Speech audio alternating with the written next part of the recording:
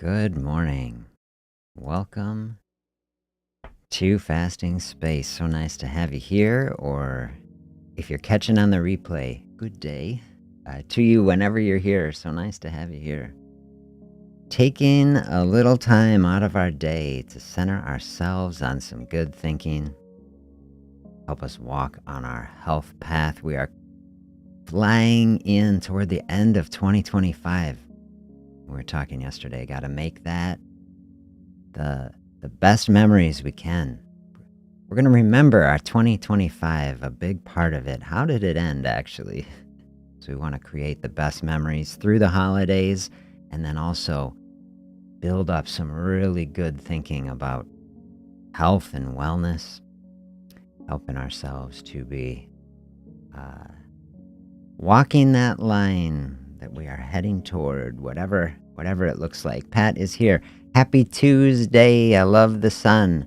We need some of that here. It's actually going to be a little warmer here today, thankfully. So a little respite, perhaps, and then back to the cold. So one of the video ideas, I got a little notebook. I write just down video ideas, thoughts that we could discuss. And one of the things that has been on my, pile of ideas is what I would call the Seinfeld diet. Have you watched Seinfeld, Jerry Seinfeld? I watched a lot of Seinfeld, always like that. So if you're familiar with the show, it's a show about nothing. And in the show, Jerry Seinfeld is trying to pitch NBC to run a show about nothing. So the whole thing is so funny. It's a show pitching a show about nothing. And so I thought, well, I'm doing a show about nothing. Like, there's got to be a connection. Fasting Space is a show about nothing, because fasting is nothing, is open space. If you look at Seinfeld, because the show is about nothing, it could actually be about anything.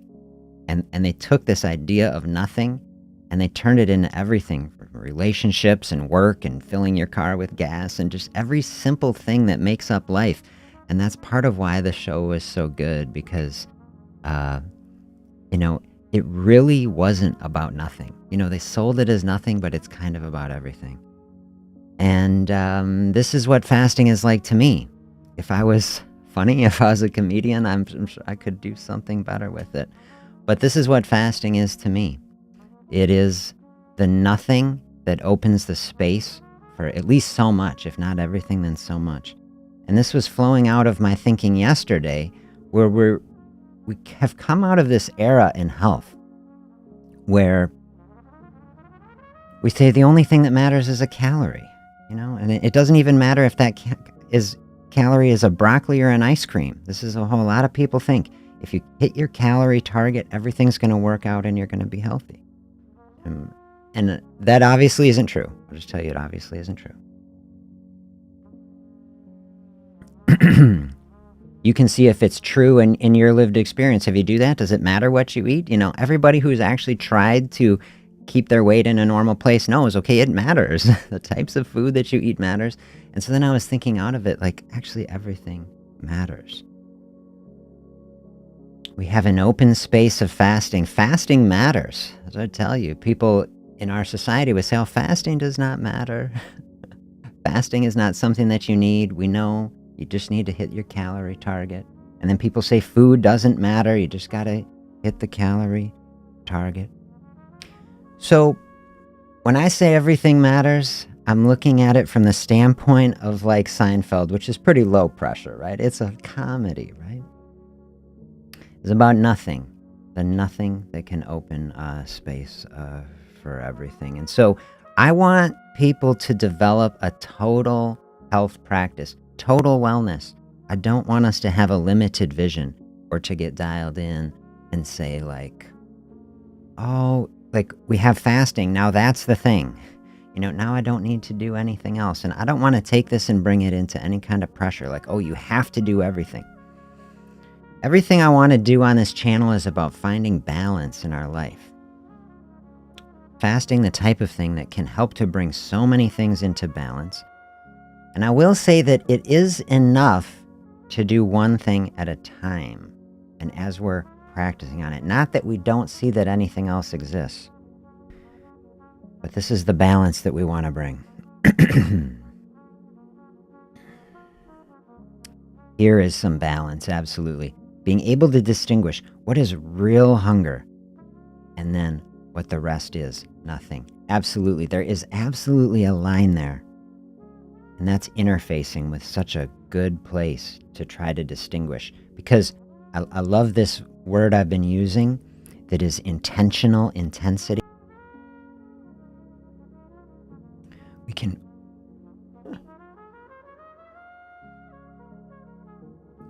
We can bring some intensity into a situation. That spot where there's a hunger, where it's nothing, where it's not a real hunger. That line is about, how are you feeling it? How is it interacting with the emotional state? Because we don't want to ever be pushing ourselves through a space that is real hunger, that is taking us a space where we're really in distress, where we don't feel in control of it or positive or happy about it.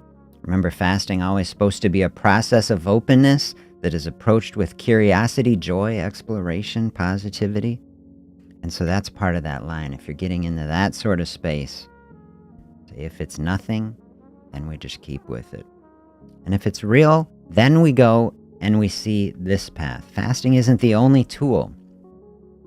Healthy eating is like the next line of defense, right? If we've got hunger, we kind of have flowed through our fasting space. We've used that tool to the extent we want. Next in line of the health practices. When we're eating, we want to be eating healthy foods.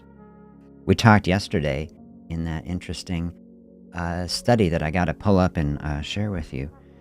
Like they try to do a fasting study where they tell people just eat whatever you want in this window. What I would define more strictly as time-restricted eating, but not fasting, because we're not creating a calorie deficit. If you're practicing fasting, you're cutting something back. You're opening space to use stored energy in the body so that you can lose weight. You don't want to take that space and then, jam all that energy back in another space. It's still, we'll say, will have the hormonal benefit. But we say everything matters. It's not that calories don't matter. When I say, okay, we've been through this calorie era, I'm not saying that calories are wrong or they're not real. Like, calories are a real thing. It's a measure of energy. It's just more variables to the process than we have been led to believe. And actually, everything matters. This is what I say. The calories matter, yes, but the hormonal state of the body matters. The times that we're eating matter, and what we eat matters. In that paper, they're trying to say, could you do fasting and just eat junk all the time, and could it still work? Well, you would have some effect. It would eating things that are unhealthy some of the time better than eating unhealthy things all the time, obviously. But the effect is going to be much less. What I was describing yesterday, we want a synergistic effect where we bring everything together in a holistic practice that gives us the most powerful effect that we can. Helps us to harness the most powerful energy and experience that ultimately is going to help us to feel the best, help us to have the best health experience. And so we want to train all that. So like I was saying, flow through the fasting space. And then when you get to the space, you say, this is a time I want to be eating now. And then we enjoy it. We say we've done the hard work. We're not dieting in that space. We can have a nice meal when it is. Or it can be a snack. You say you don't have to eat any more than you want. Some people are practicing, like trying to learn to do an OMAD, for example. Say that's an intense thing to do, to only eat once in a day. Say now I'm eating twice. Maybe one of those meals you can practice. Make it kind of a baby meal. Say it's going to be lighter, And then maybe you work on marching that out, having less. That's okay as a practice to learn to do it if you feel called to do it. So whatever that is, but when you're eating, make it the healthiest choices. That does matter. It does matter.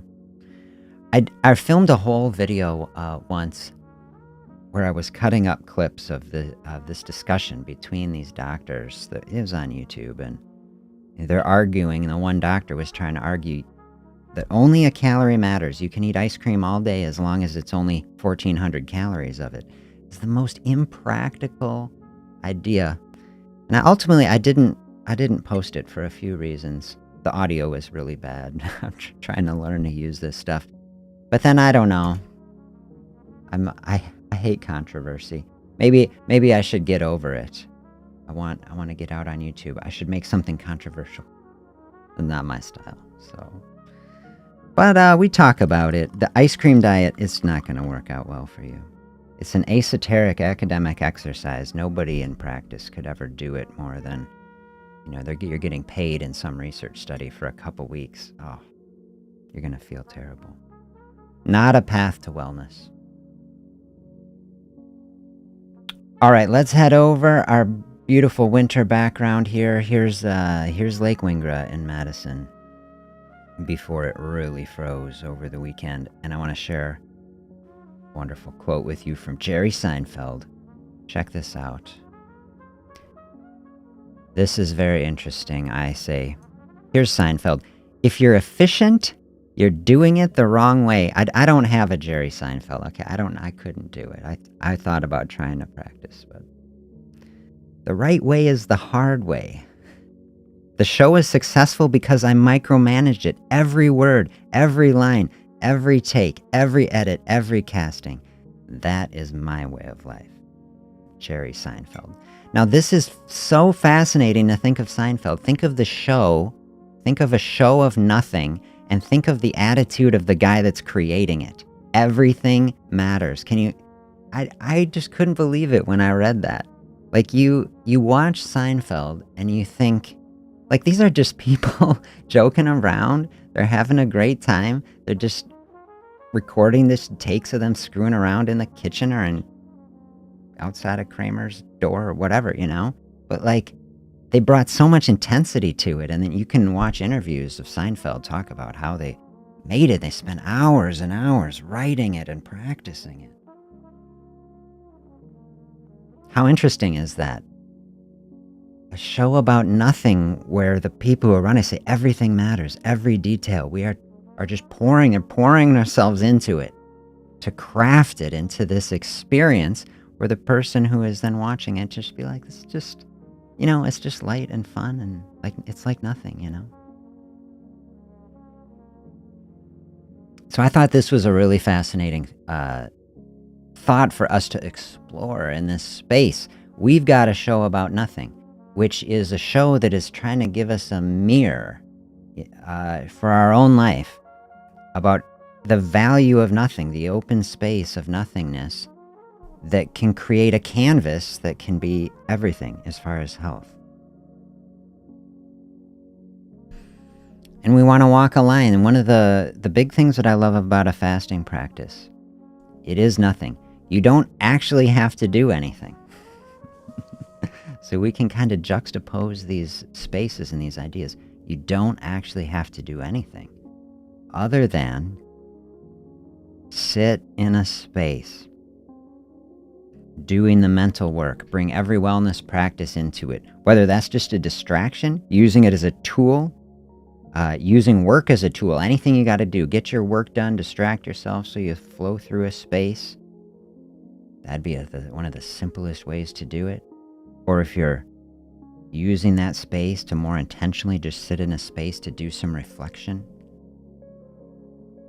bringing every wellness practice into it, our journaling, the meditation, using it as a space to dive deep into our psychological process. But this is what I like. We have a superficial layer, we have a deep layer. On the surface, you don't even have to learn anything about fasting in order to do it.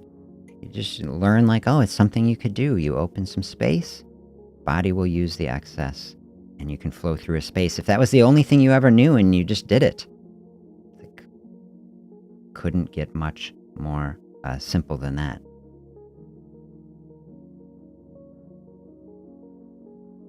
So, Seinfeld here is not talking about a dietary process. He's talking about a creative process, making a national television show. But like we can dial in, I think we can dial in some thoughts from that, like things that really resonate with me on this quote for, a food dietary process, a health practice of any kind. I mean, I'm all about efficiency, fasting, all about efficiency. But like the spirit of what he's saying is like, we aren't about cutting corners, We're not about trying to find the easy way out of a situation just to get the work done. We're about having the most quality experience possible. Like to do things the right way that builds something into something truly valuable. I mean, that's obviously what Seinfeld created. Something immensely valuable, millions and millions of people. People be talking about Seinfeld, forever, I think. Like, it was so great. Because they poured themselves into it. They did it the right way. They didn't cut any corners. This phrase, like the right way is the hard way, is like when we think we have obstacles in our life. This is a big thing that we're trying to do here. See, we're trying to go down a weight loss path to say the whole thing is like an obstacle. It's hard to do in general. Most people in society, unfortunately, not finding a lot of long-term success with it. So we're saying we're not trying to close our eyes to any of that. We're not trying to find a shortcut. We're trying to say, okay, what is the hard way? To me, that means the obstacle. And I love that book I've shared so much. The obstacle is the way, right? That the process of learning and overcoming the obstacle is actually the path that we move through that once and for all helps us to understand and fully integrate the process into our life so that it can become sustainable. And doing it in a way that is not forced, that there's not pressure, so that it's not something that we're hanging on to, that it's like if we just lose our grip for a second, we fall back on. That it's a much more peaceful, open, and sustainable process. This is what the fasting way is, that someone would say, oh, is that a difficult way to do it? In my experience, there's no real shortcuts. There's no easy path. If there was, I would tell you. I guarantee if you know what it is, share it with me. We lean into it. But there's no what we would call easy path or magical path. But there are real paths. And there are paths that we can learn and practice and gain skill at that are real, honest processes that move us forward. This is the type of thing that resonates with this quote to me. Micromanager, not a word I really resonate with, but I do resonate with the spirit of taking things seriously, making sure that the details are handled in the appropriate fashion. So like we were saying, flowing through a fasting space and then making the best food choices. These are the details that matter. Thinking about when and how we eat and what our mindset is. There's another thing that matters. Mindset, to me, probably the most important thing. How is our mental health? How is our frame of reference? And this is something that is, totally discarded in modern weight loss counseling for many, many people. They just say you just got to hit your calorie target. What your mindset is doesn't matter. But, when we take a step back from it, does anyone believe that? Does anyone believe that our mental state and our mindset is irrelevant to the situation? It's the very most relevant as far as I can see.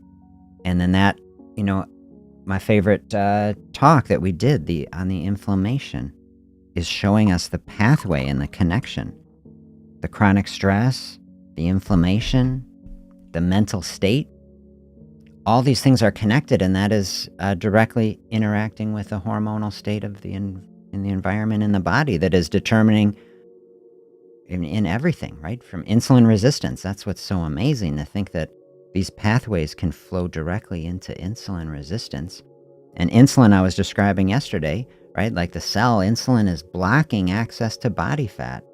This is what is setting up conflict in the body. Someone is stressed out. They're having a traumatic experience, or they are reliving trauma from the past that hasn't been processed. Stress is happening and inflammation in the body. Insulin resistance is happening. Cells are blocked from accessing energy. Then we're trying to diet on top of it. And this is how we can get into this really conflicted internal state where our energy level is low because we're not eating energy and we're blocking ourselves from a lot of our own internal energy. But people feel like, have you ever had it? You're trying to lose weight and you're just dragging. Like, where is the energy? It's like it's locked up in the body. And we described yesterday this fasting physiology, a path out of that. Because when we open up a food-free space, we let the insulin levels drop. That's part of it. And we see everything matters. We want to use that fasting space to help us also burn through the emotional distress so that we can bring both sides of this together. That's why I say everything matters. The fasting space, the food choices, the emotional state, the mental practice, and then the movement, which I would bring into it. Such an incredible health practice. That also matters. I've described on the channel before some wonderful people that I've been able to work with in my medical practice, paralyzed, debilitated in a nursing home, not really or barely able to move, okay? Still able to use a fasting practice. So it's to lose weight and bring a benefit to their life. So whatever our situation, life is not fair. Life has, we're all dealt a different hand. But within the hand that we are dealt, we want to be able to use every tool. So I say movement practice also, part of it, of everything matters in it. It's not like, okay, if I do fasting, now I don't have to exercise. It's true. And I tell people that. You don't have to. I always have people start with a progression, and this is kind of the flow. Start learning how to open up a fasting space might be the first place to start because it's the easiest. Nothing to do. No special shopping trips. No new menus. Someone else says, I want to move in a health space. They're not in a good place. Like, say, maybe you just start making some healthier food decisions. And once that is getting better, then you start practicing some fasting space. Either of those are fine ways to start. Move in that direction, flowing through the mental health space. But if you're looking for a boost, and you can do it, see, some people will just take only exercise. See, we're saying everything matters. Some people say, okay, only exercise matters. People gonna come in here on New Year's. They're gonna say, I want to get healthy. They're gonna get a gym membership. They're gonna go bonkers in the gym, and it's gonna work for them for a little while, right? For January, February, and some small percentage of those people going to be able to get on an exercise path for a long time, and they'll sustain it for quite a while, but it's just going to be a fraction. The way I like to do it is to say, hey, open up the fasting space first. Take the pressure off, because if you're going to go full-on exercise only without changing a food path, you're going to have to exercise all the way through all that food consumption, which is huge. Have you ever watched a calorie meter on a treadmill or something, and you've gone for an hour and you just got to 700 calories? And it was like, maybe that just burned through dinner, You didn't actually get down into that deeper layer. It was like and then you just feel like literally on the treadmill of life, like you are going. Takes so much work. It just shows you in that scenario how incredibly efficient the body is. Body is so efficient. We can go so far. We can do so much just on even a little bit of food. So I say, take the pressure off that whole situation. Open up the fasting space first. You minused out that food. You opened up the space. You put it right in the hormonal structure where we're letting the insulin level drop. So the cells aren't blocked by the insulin, and the body says, hey, we can actually access this energy now. Now your energy level can be higher, and that energy can be available to you. And then you can put the exercise into that space slowly and gently. I always tell people, exercising in a fasting space, the hardest way to exercise if you're not used to it. That's why you got to start slow. You got to walk before you can run, and then you build it up. But a fasting exercise, absolutely the most intense and powerful way to exercise when you train for it. And now, if I'm exercising, I always prefer it to do that way because we're not shunting any blood flow down into the stomach. We're not lugging around a meal. We're lighter. We have all of our energy and resources available to bring intensity to exercise. You don't have to bring intensity to exercise. You can bring gentleness to exercise. Just walking, I say, the world's most healthy exercise. But the sky is the limit. People, I always try to describe to people how fasting can be so empowering, meaning giving power to our life. And people say, have this perspective like, oh, fasting would be like weakness. I'm hungry. My energy is low. And what I want to inspire you and show you and just tell you about my experience and many people I've worked with, that fasting is giving us access to energy in the body in a very powerful way. And you can actually bring greater intensity to exercise and do more and have more energy. That's what I want for people. I want people empowered and just feeling the energy of the body flowing. And the fact that you can get into that state through a fasting, to me, is totally incredible. So dialing in on this Seinfeld just a little bit more. Everything matters. Think of the show, every line. Think of every take. Say, that's my way of life. A way of life of quality and a holistic vision of making sure that everything is supporting what we're trying to do. This is what we want to be doing in our life with our practice.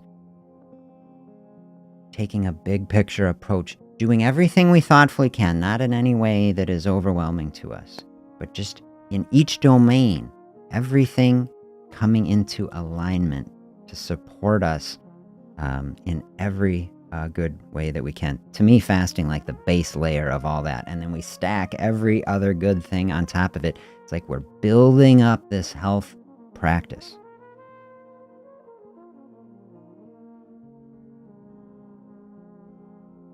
Like we've said, I've used that analogy quite a lot of us being artists or builders or creators. We're creating our health experience. And so I like that idea, like each of these things like bricks that we're stacking up on this structure of health that we are building. Every day that we are doing that, and it's not just like one thing, like every day we get an opportunity stack more bricks on the foundation that we're building. Everything matters is like every time we're taking a walk, every time we're choosing the healthy food, every time we're opening up the fasting space, every time that we're taking a moment to kind of decompress and process stress and get that parasympathetic flow flowing. All of these good things, they're like stacking up the things in the health structure we're building. Or I said in that structure, or in that talk, fasting wealth. We're talking about building fasting wealth, just building up health for ourselves in general. It's like, I like the financial analogy, like we're trying to store wealth. But if you're storing up gold coins or something, you could see like, well, you got actually a pile. The more of them you get, the bigger it gets. Harder to visualize when it's health. When we're storing up good health for ourselves, it's not like a pile of money sitting there, but it's something that is more valuable. You would spend money to get it. If you could just spend money to just manifest health in your life, I mean, who wouldn't spend a lot of it? I know I would. I mean, I want the best health. The only ways we can do it, we can invest in ourselves by buying the healthiest foods. We can invest in ourselves by giving ourselves the resources and opportunities. Maybe it is a gym membership, especially if it's -9 like it was on Saturday. Say, I can get inside, and be active. That's a huge investment. Maybe it's a therapist, Maybe it is some sort of process that helps us, people to come on our journey with us, help us with the mental health situation. We get stuck in our own head, having someone else unbiased, not a family member, not anyone we know, just someone that we can help and mirror the thoughts, so valuable. And then the fasting space, you say invest in that. Literally nothing you can buy. No amount of money can buy anything really to help you with fasting. It's a process that you have to do. So we said in that talk, fasting wealth. Maybe get yourself some little Monopoly money, some fake coins. What if every time you were doing it, you stacked up like a little something, just a little visual to make it more tangible, where you're seeing, oh, I am building up this process. It's like, look, when we started the sessions every day, weekdays, we had 82 days. And then all of a sudden it feels like just no time's gone by. Now we're 16 days until 2026. Just floated through this. I picture like if we had a little coin for every one of those, we say, whoa, we've stacked up, all of these days we've been doing. We'd have a little pile. Does that give you like a tangible? I love ways of making things more tangible. That's why I started out the weekday things with my story of a fasting stone. Something that we imbue with meaning, something we can hang on to that really connects us to something. We have something that is nothing. We say, how do we hang on to it? Well, we give ourselves a tangible reminder. Help us really focus physically in the body so that we can stay connected to it. Build ourselves up. This fasting wealth means the body is coming back into balance. Body is gaining skill at using the energy that is within it. We're feeling our energy increase. How valuable is that? This is like, sometimes you say, oh, it's nothing. I'm flowing through this space. Am I getting the results I want? Well, are you feeling better? Are you seeing the weight coming down? Is blood sugar, blood pressure better? These are the things that we are looking for. We want to be leaning into those things. So those are tangible.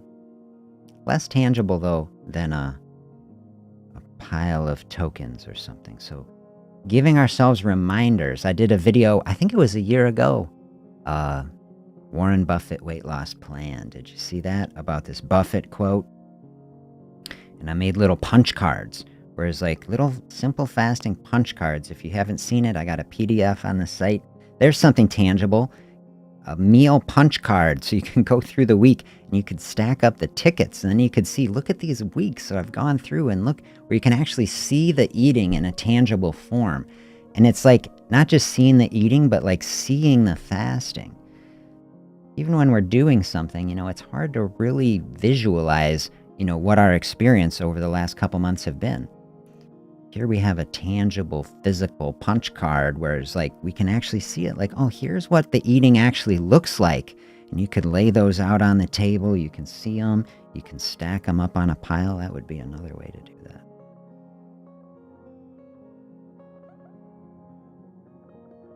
If you do swing back through Warren Buffett weight loss plan video on the channel, make sure to go to the comments and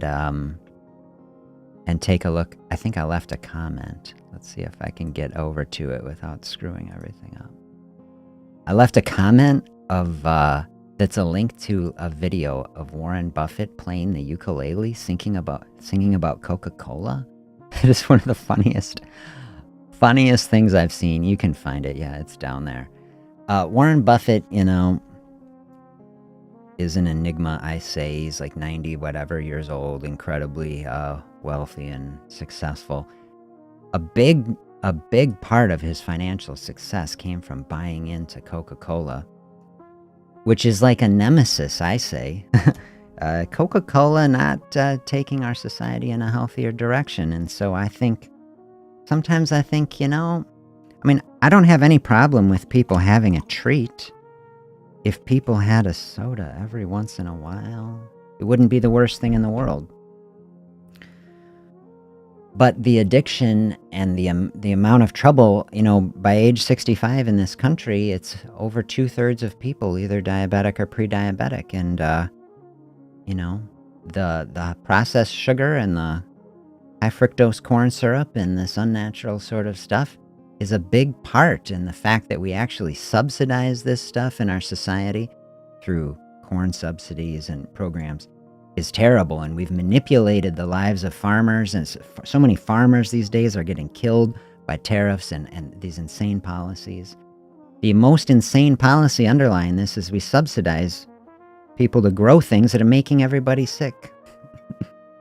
And wealthy and powerful people have their finger on those policies because they get rich off it, so that bothers me quite a lot.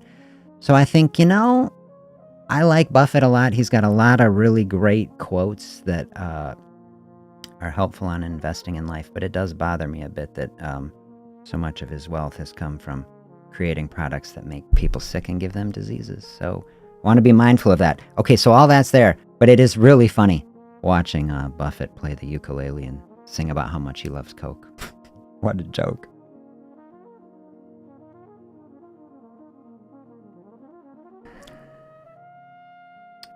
Think on the day about some Seinfeld quotes. I'm going to think more about Seinfeld. Maybe I find a way to do it. Make the Seinfeld diet video. What would it look like? A diet video about nothing. We got to communicate ideas of fasting in a way that it's like this metaphor we've been doing. The idea of nothingness just giving us a blank canvas where we can create something of value. And this is what we are rolling toward, especially in 2026. Create a health experience for ourselves. Let's do a little visioning now, We've been flowing through here on the space. Whatever it's been the last couple months, really trying to dive deep. We've gone deep on psychology of human thinking. We've looked through a lot of really great stuff on creativity and both looking outside to nature and the wisdom and beauty of the natural world, and then looking inside. Was that just earlier this week? Looking inside for weight loss wisdom. Finding the connections between these two things. What I'm really thinking about these days as we head into January, how do we take all these processes and yes, you made it. Really nice to have you here with us. You swing back around when the thing posts live. You maybe like some of the thoughts that I've been having on Seinfeld and our Seinfeld quote, and a show about nothing, which is what fasting space is, and of course is what Seinfeld was. So now we're saying, take all these thoughts that we've been trying to build and harness over the fall here, as we're heading into our winter season, into the new year. Want to take them and channel them into the most powerful process. So I would encourage you, take some space and try to create a vision for 2026. What does your perfect health year look like, and how does it start? This is what we're trying to do. We've said in this stream, everything matters. Right? And we're flowing into a fasting space, using it a tool to help boost and encourage every other good part of our life, our mental and physical health, so that we can have total health and wellness. We can be feeling at peace, mental space of peace and contentment, a physical space of strength and resilience. All of this coming together. I have a few ideas and what I'm thinking about. Let's see, I have all my books here. Maybe I'll share a few with you now of that I'm thinking about.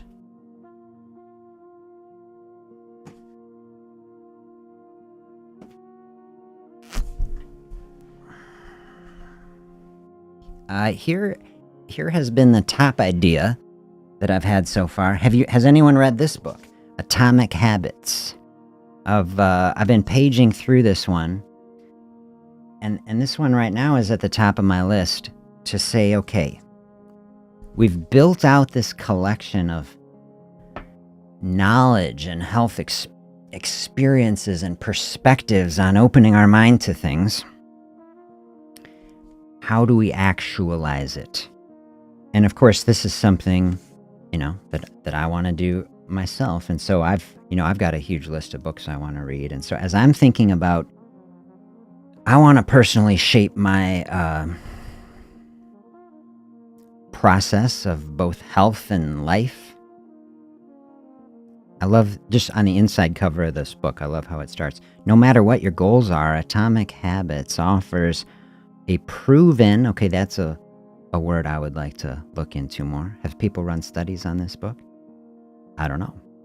I would like to know, though. A proven framework for getting 1% better every day. See, I love that. I've used that framework a lot. 1% better every day. Yeah, that's what it says here. Tiny changes, remarkable results. See, I really resonate with that. This is a process that I would love for us all to dive in on, that I want to dive in on. This is how you make big changes without getting overwhelmed. 1% every day, you can barely notice, right? It's just a tiny little bit, but that compounds. Talk about compounding. Buffett, big on compounding.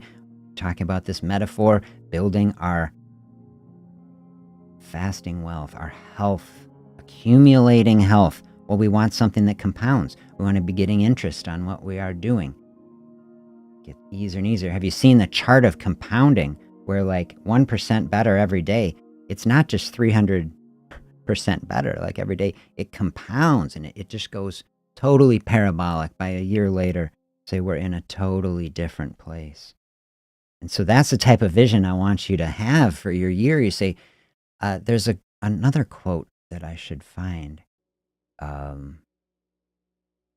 People underestimate, people overestimate what they can do in a month, but underestimate what they can do in a year greatly. There's some quote like that. It's better than that. But that's the idea. We say, oh, we think we're going to get so much done by tomorrow. Like, that's what I think. Like, I start a house project, and it's like, I think, well, I'll do this project in the morning and that one in the afternoon. And it's like 2 weeks later, I finally finished my, house project. Like, so many things are like that. Right? We overestimate in the short term what we can do, but we underestimate in the long term. Because I think Einstein's got a quote like that is like how compounding is like the least understood thing. Like, what is it? Einstein and compounding. He's got a quote. Like, he's like, basically, people just don't get compounding. Because if we can get ourselves on a path like that, maybe I should make a poll. Somewhere in here I can get a poll. Okay, that's one idea. And I bought a second book that is like that one. Dr. Chatterjee, Making Change That Lasts. Can we get that to focus? This is what I super want for us too. 9 simple ways to break free from the habits that hold you back. I got another personal recommendation for this book, and that sounds good to me. Do you have habits that are holding you back? It's like we've got all this, all these practices we've built up. We are all in different situations, but we have the same tools, right? This is what I've been going through. We want to move on a health path. We've got the same tools, and the puzzle, I did that session, Clues to the Weight Loss Puzzle, is like, how do we take our unique situation, experiences, perspectives? How do we use these health tools to unlock the process, move through the barriers that we are facing in our life? So, just paging through these things, wake up to what's tying you down. I mean, we should do definitely something on that. Meet your invisible resilience. That's very positive. I want to meet it. I want to do it.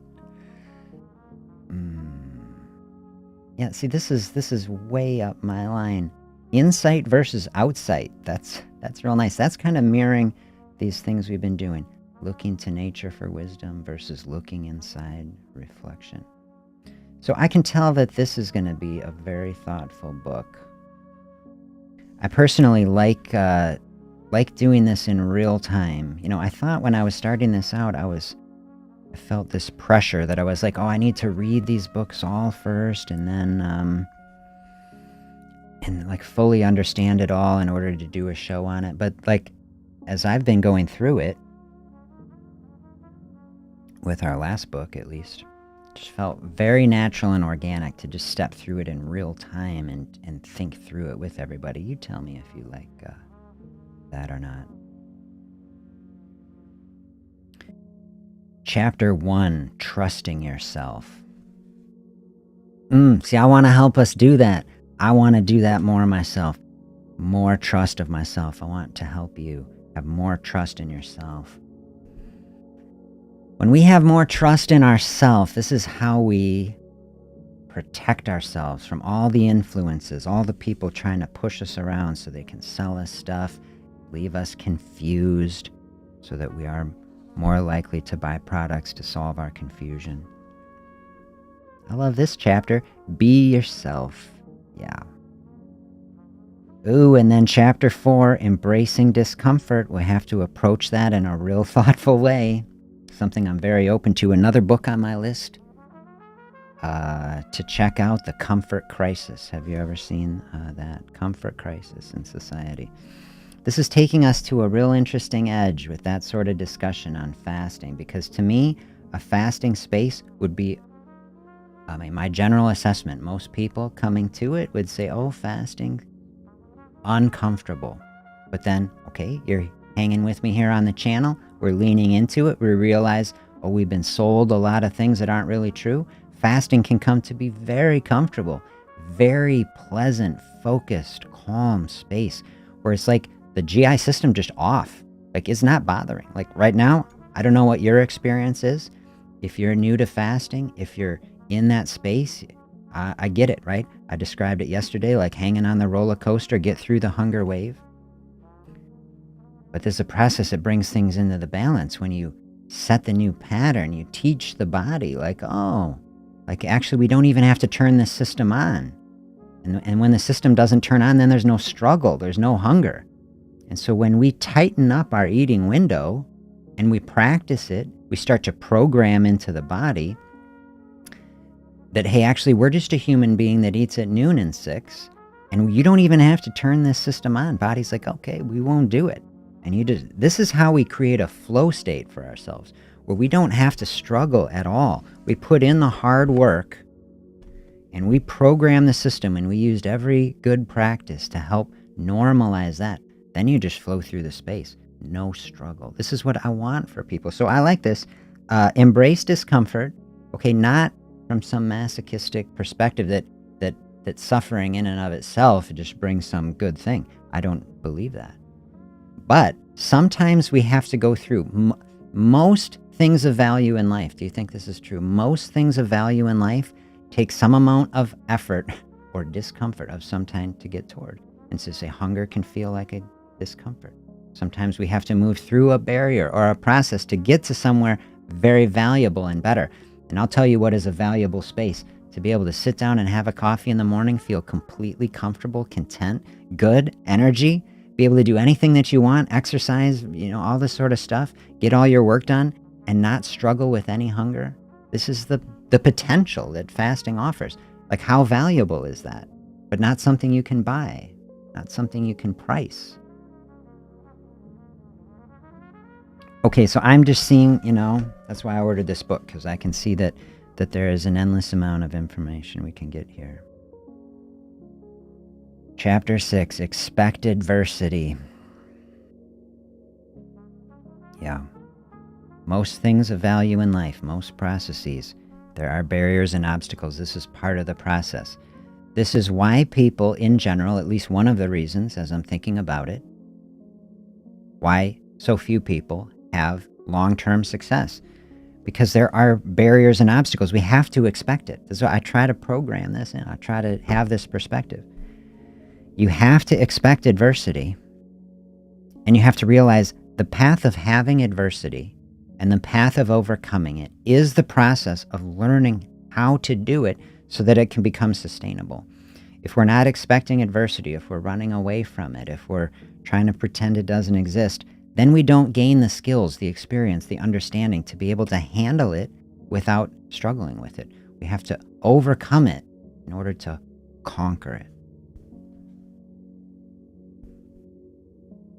Chapter 7, Let Go and Move On. See, I love this. Okay, so here's two books, Atomic Habits and Making Change That Lasts.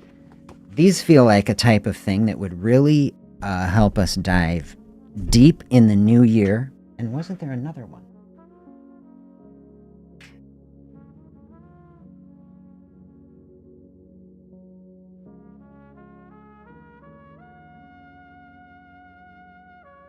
I took it upstairs. I got a couple other ones floating around. I thought about I said this when we did the Fasting Wealth series, Psychology of Money. Did you read that? I read through half this book again just after that. So many great analogies of building up health. That one I might put out, so I might I'm dial something in on this, like Atomic Habits, starting in January. And once we flow through that, then I might dive us deeper on that Psychology of Money book. Build up some more health for us. Do you have ideas of things you want? I have books upon books. I got this one too. This one I thought, I don't know if I read this whole giant thing again. Oh my God. I already read this one. The Myth of Normal. This is an incredible book. I'm going to pull out, some good stuff out of this for us. This is the book where I got that concept of disease as teacher, which is one of the most powerful concepts that I've come across in medicine. Wow, can that take us to a different place of thinking of really getting health on a deeper level than most people would think are possible. If you have ideas, though, I want this to be your show. I want it to be your experience. Are there concepts, books, like ways of thinking that you think would be of value? I'm very open to exploring it with you. Are you running a red line where you're like, I got so much to do, but I want to know this book? Maybe I'll read it for you and we walk through it if it looks good. Share a perspective. We can really make it your show that way.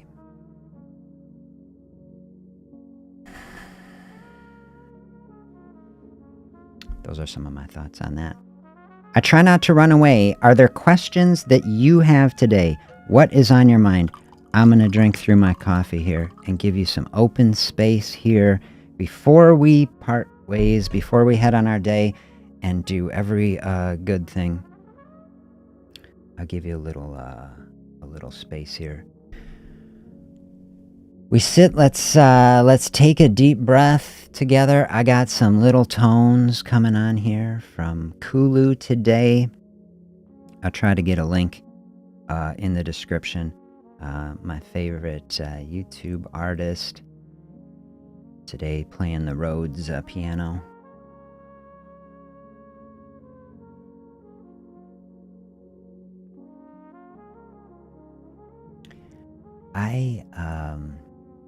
I'm not a sound engineer, in case anyone was wondering.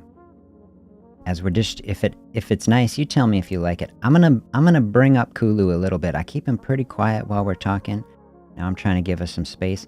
I'll give you a little more volume on Kulu for a little bit. While we sit here, see if you like that. I don't want to make it too loud.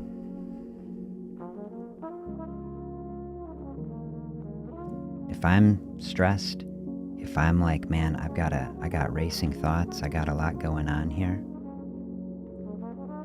I dial in a little bit with this trumpet meditation. It chills me out.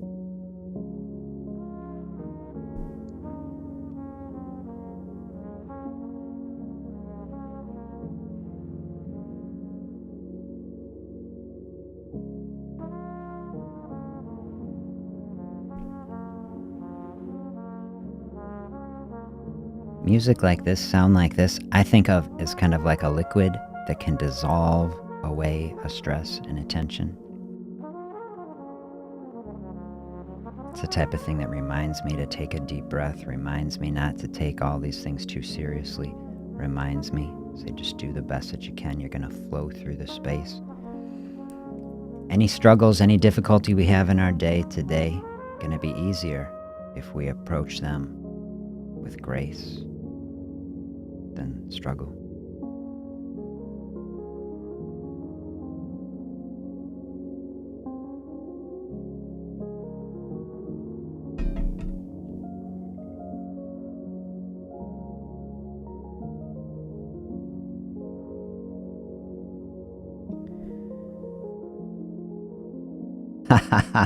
Oh man. Yeah, I do have some thoughts. Where to get holiday recipes that are keto recipes to replace the cake. Okay, a couple thoughts I have about it. The first would be, I'll never tell anybody you have to replace it. If it's like a super special thing to your family, I say, use the practices to frame it in a way so you can have it and enjoy it. I would never tell somebody, don't have your very favorite thing in the world.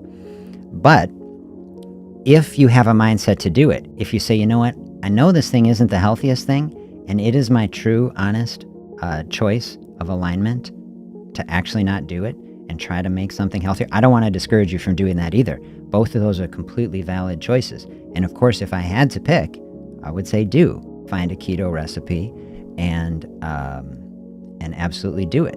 And maybe you find that it's great, and so I'm all for it. So just find the balance. The first thought that came to my mind was Diet Doctor. Have you looked at Diet Doctor? I'm going to go in here and type in dietdoctor.com. Now, I used to use this a ton. Low carb and keto made simple. If I should keep it set up where I can share my screen. I don't quite have it set up. I could do it, but then I don't know. It'd take a minute. But you just go dietdoctor.com. I use it less and less now because they made a lot of this stuff where you have to pay for it. They're putting on here free trial. In the past, they've had tons of free stuff. But I still think they do have some free stuff there. So I say check out Diet Doctor.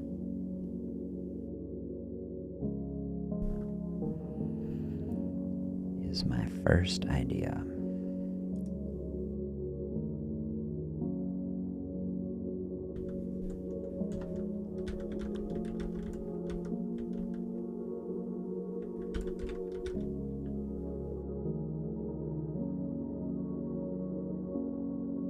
But now that I'm searching for it, I'm doing some searching and looking for it, and I am finding keto Smith Island cake recipes.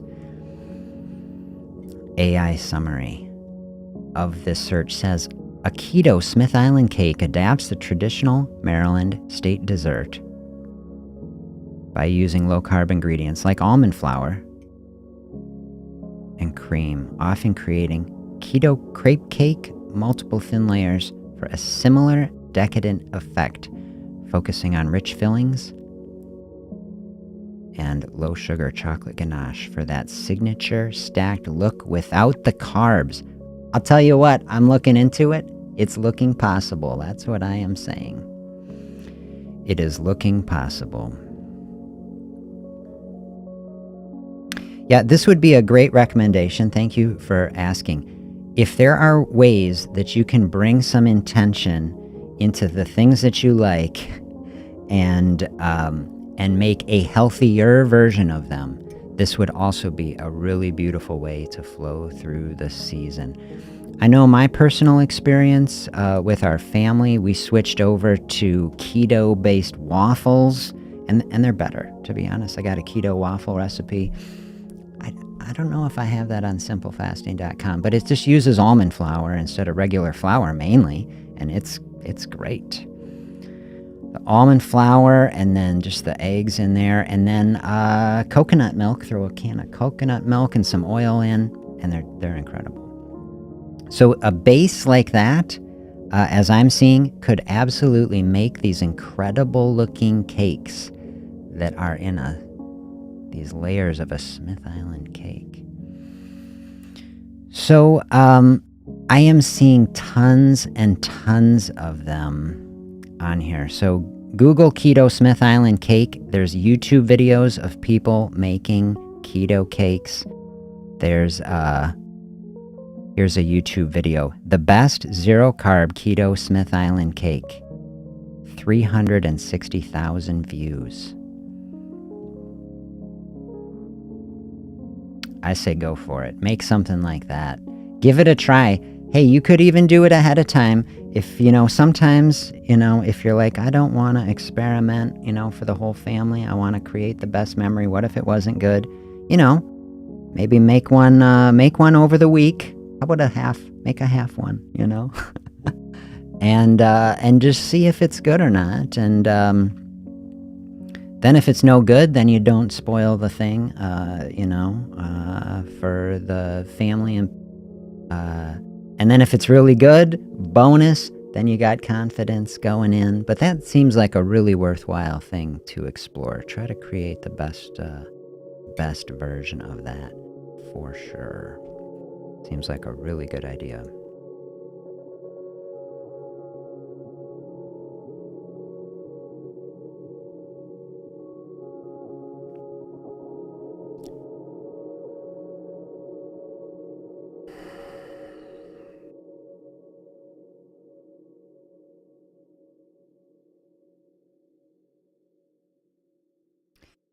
There we go. There was some beautiful Kulu, some chill space. Did a little research.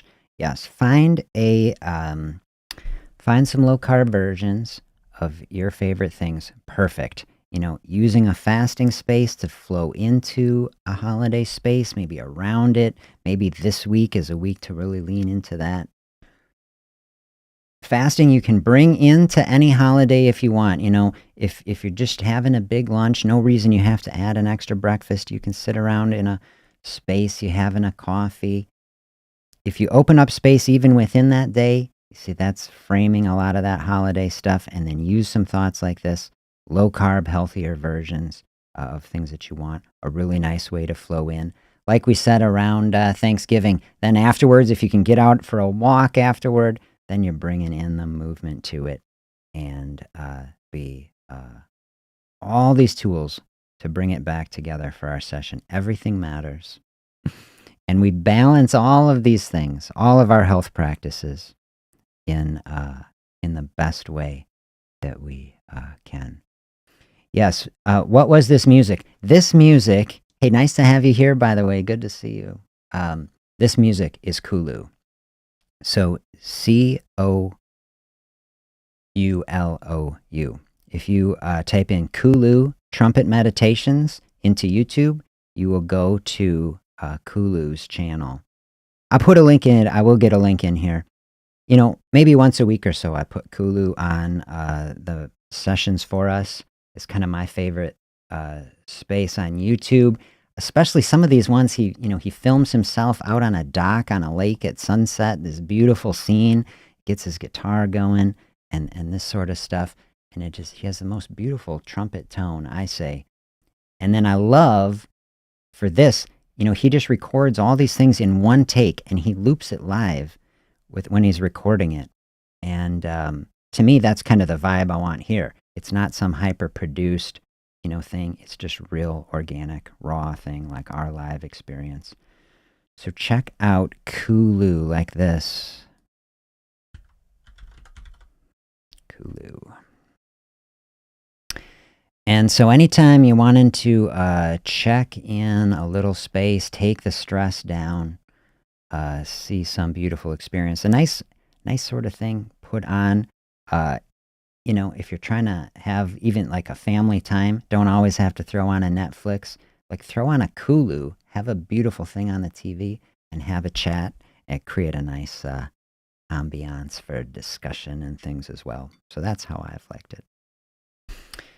Really nice to share this time with you all here today. I hope you like this session. Have a great day, and I will be back with you tomorrow morning.